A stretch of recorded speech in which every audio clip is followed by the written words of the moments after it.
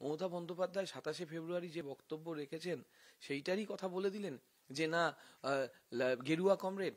এখন কি সেই দিকটা এরা পালন করছে? অর্থাৎ এরা বিপ্লবের নামে শিক্ষামন্ত্রীকে খুনের চক্রান্ত করছে। শিক্ষামন্ত্রীকে যেভাবে খুনের চক্রান্ত করছে, তারপর নিজেই শিক্ষামন্ত্রীর গাড়ির সামনে পড়ে গিয়ে যে মিথ্যাচার করছে, লজ্জা হওয়া উচিত, ঘেন্না হওয়া উচিত।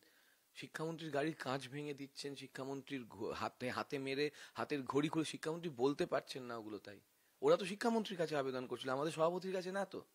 আমি সেই সত্ত্বে বলছি, তাহলে শিক্ষামন্ত্রীর এইখানে মেরে যখন তার মানে ঢিল ছোড়া হচ্ছে, ওম প্রকাশ মিশ্রের মতন অধ্যাপককে হেকেল করা হচ্ছে, আমাদের সহসভাপতি সেলিম বক্স মন্ডল, আমাদের সহসভাপতি এবং আমাদের মনোজিৎ মন্ডল, আমাদের যিনি অন্যতম উদ্যোক্তা, আমাদের অন্যান্য যারা আছেন, মন্টু দাস থেকে শুরু করে, চঞ্চল মন্ডল থেকে শুরু করে, সৌরভ হালদার থেকে শুরু করে, আমাদের আরো অন্যান্য অধ্যাপক, অভিষেক সহ অন্যান্য, তাদেরকে যে চূড়ান্ত, সত্যজিৎ দে, যে চূড়ান্ত মারধর করা হয়েছে, সেগুলো কি তারপরে নিজেরাই গাড়ির সামনে পড়ছে যখন মন্ত্রী বেরিয়ে যাচ্ছে? এসব ঘটনা আগে হয়ে গেছে, কিন্তু ক্রোনোলজিটা এরা গুলিয়ে দিতে চাইছে।